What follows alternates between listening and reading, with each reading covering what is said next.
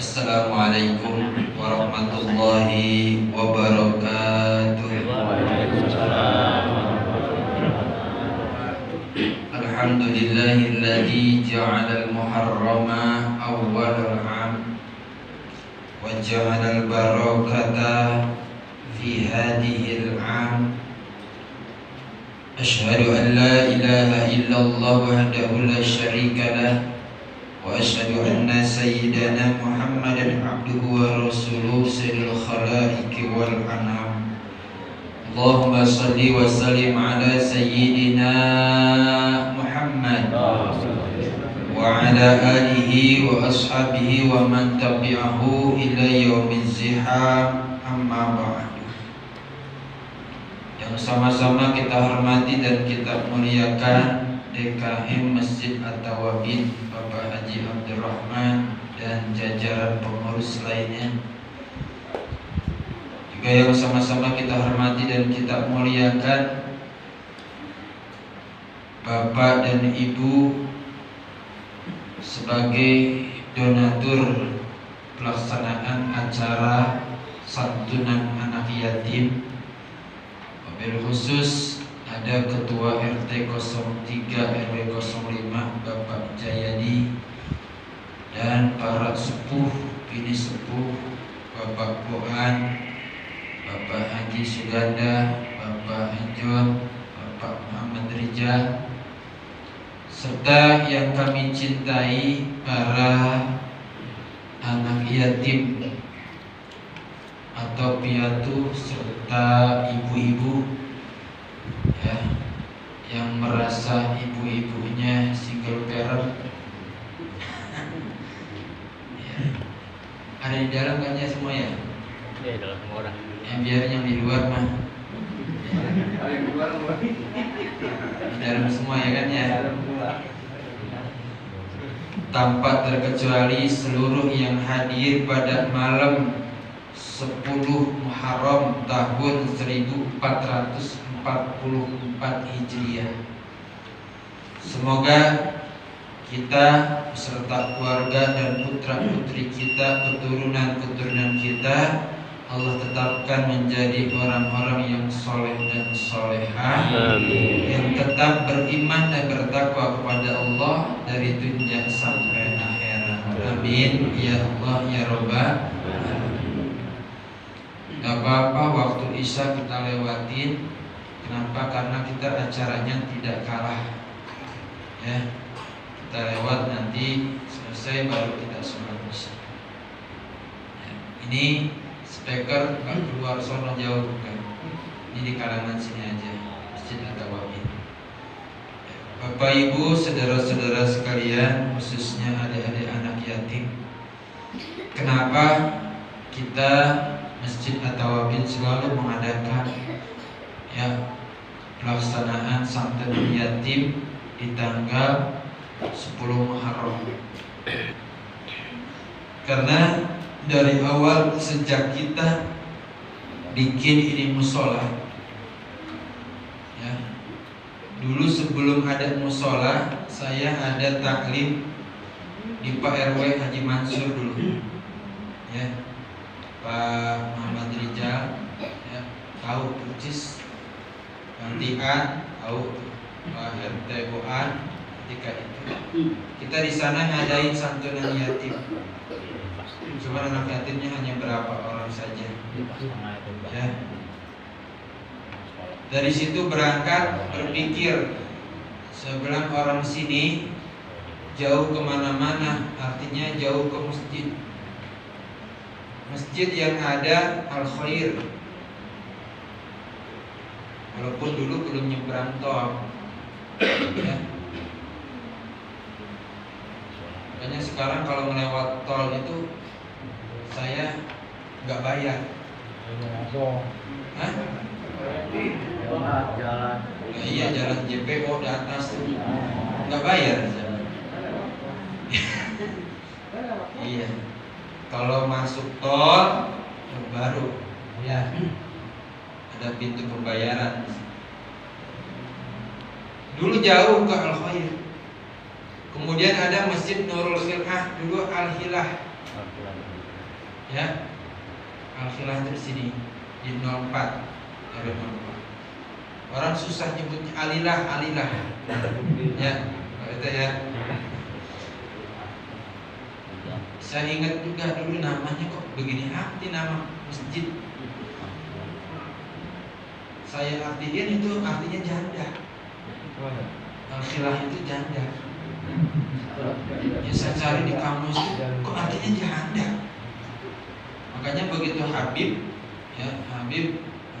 Ali Abdurrahman As-Segaf, berikut ketika itu ada Habib Hasan Ja'far As-Segaf, itu ditambahin, diperjelas namanya jadi Nurul Khil'ah. Nurul Khil'ah. Khulu juga sama-sama artinya perempuan. Jadi Nurul Khil'ah ada cahayanya. Jauh ke Nurul Khil'ah, ke Al-Khilah itu. Kemudian ada di Cilobak namanya Mushola Nurul Yakin. Dulu masih mushola juga. Di sini ada mushola namanya Nurul Huda samping makam. Dulu kan rumah jarang-jarang di sini. Ya, mau ke mushola Nurul Huda pada takut lewat makam. Ya, jarang. Akhirnya saya punya inisiatif, ini tawarkan tanah ini. Ya, saya punya murid kebetulan waktu itu mualaf. Ngerti mualaf? Dia baru masuk Islam. Mualaf bukan berarti alaf-alaf, bukan. Ya. Sampai saya tawarkan, Om, mau nggak Om? Itu bayarin tanah buat bangun musola. Namanya orang Arab nggak ngerti itu musola, apalagi Tanjung nggak ngertinya, surau nggak ngerti, ya musola aja nggak paham. Apa tuh musola? Musola itu anaknya masjid, Pak. Oh, benar. Ini saya ngomongnya benar-benar begitu. Oh, masjid ada anaknya ya? Ada. Ibunya ada. Ya. Nabi Isa aja ada ibunya, nggak ada bapaknya, sebelah gitu. Jadi itu masjid tapi yang kecil. Boleh. Gitu. Waktu itu nyicil di tanah, dicicil. Ya, murah banget waktu itu. Cicil lah 70 sampai 100 meter. Ya. Begitu udah hampir lunas, datang baru almarhum sekarang Pak Sugianto, Pak Yanto. Ya. Pak Yanto emang kurangnya berapa? Talangin dulu mah dia. Tutupin dah tuh. Baru bikin fondasi. Bikin fondasi di sini, ramai masyarakat sini. Dan saya ketika itu tetap acara 10 Muharram kita buat. Waktu di sana masih di sana. Ya, kita buat dengan keinginan dalam hati saya, ya Allah, ya, kabulkan hajat kami, ingin ada tempat ibadah di kampung ini. Alhamdulillah tuh. Begitu bikin fondasi langsung orang pada nyumbang. Yang besinya, yang pasirnya, bahkan sampai bata merah, ini kan pakai bata merah. Dan ketika udah jadi ini, ya tiang-tiangnya udah jadi, tiang tengah udah jadi, tapi belum dicor. Tapi tetap kami ngadakan sholat di sini. Ya, ini masih tanah. Atasnya pakai terpal. Saya beli terpal ke Ciputat sengaja. Ukurannya lebar, selebar ini musola. Orang tukang terpalnya aja bingung. Pak, benar ini selebar ini? Iya, sedang buat nutupin musola. Benar itu. Pas acara anak yatim ketika itu hujan, mendong kan, belum begitu airnya. Ibu-ibu yang di pojok sono udah kena air basah jadinya, gara-gara kena air. Ya, biasa begitu kalau kena air basah, kebasahan. Tapi doanya bersama anak yatim dikabulkan tahun depannya langsung. Begitu acara Muharram tahun depan ini udah dijak. Makanya kita yakin Bapak dan Ibu, kalau acara 10 Muharram ini sudah jangan kita abaikan. Ini harus kita pertahankan. Ya, insya Allah di malam hari ini, apapun kita punya hajat, apapun kita punya keinginan, punya harapan, ada doa di antara kita, insya Allah semuanya dikabulkan oleh Allah Subhanahu wa Ta'ala. Amin. Ya Allah, ya Rabbal. Rasulullah SAW mengungkapkan dalam sebuah hadisnya, Al-layyinna qalbu wa tudrik hajatu irhamil yatim amsah roksahu wa ibhu min to'amika tudrik hajatahu wa yakin qalbu. Apa kata Rasulullah? Apakah kalian mau punya hati yang lembut, punya hati yang sabar, punya hati yang dermawan? Pengen gak? Kita punya hati baik sama orang, ya, santun, lembut, ramah sama. Emang ada yang gak ramah? Ada, dikit-dikit marah. Anak yatim jadi takut. Ya. Berapa banyak orang yang ngurusin anak yatim gak sukses, gak tahan dengan kesabarannya kurang. Akhirnya banyak anak yatim yang dihardi, disiksa, dizolimi. Namun dibilang min. Dan apakah kalian mau hajat-hajatmu terkabulkan, keinginanmu tercapai? Maka kata Rasulullah, irhamil yatim, sayangilah anak yatim, wamsah roksahu, usap kepala. Makanya nanti kita usap. Emang diperintahkan oleh Rasulullah SAW, usap kepalanya, terus kasih genggaman, kasih apa yang kita punya. Makanya kita santun tuh anak yatim. Ini kita mengikuti apa yang dianjurkan oleh Rasulullah SAW. Tudrik hajat, pasti akan dikabulkan hajat, dan hatimu akan lembut, akan baik. Nah ini Bapak dan Ibu, bagaimana gak sedih anak-anak yatim ditinggal bapak, ya, yang piatu ditinggal ibu. Kira-kira ini mereka ini rindu gak sama bapak ibunya?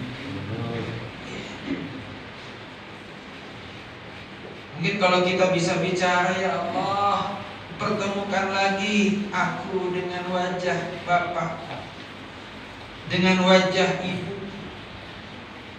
Kita aja yang misalnya udah tua begini, kalau yang bapak ibunya sudah gak ada, rindu gak sama orang tua?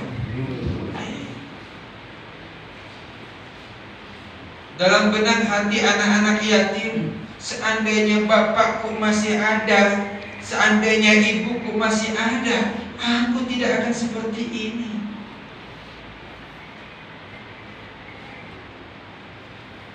Mungkin sekolahku juga tidak seperti ini. Ini dalam benak hati anak-anak yatim. Lalu bagaimana kalau anak yatimnya menimpa kita? Kita punya anak, kitanya dipanggil oleh Allah Subhanahu wa Ta'ala merasakan. Makanya sebelum anak kita menjadi yatim atau piatu, sayangilah anak-anak yatim yang ada di sekitar kita. Sementara jadilah kita orang tuanya mereka. Sementara kita jadikan kasih sayangnya mereka itu adalah kepada kita, dan kita curahkan sama. Buatlah anak-anak yatim yang ada di sekitar kita ini senang. dia terdidik, terbina, punya akhlaknya baik, ngajinya rajin, ibadahnya rajin, sekolahnya rajin. Dan kita doakan mudah-mudahan anak yatim yang ada di antara kita adalah anak-anak yatim yang soleh dan solehah, yang cerdas, yang pintar, yang berakhlak mulia.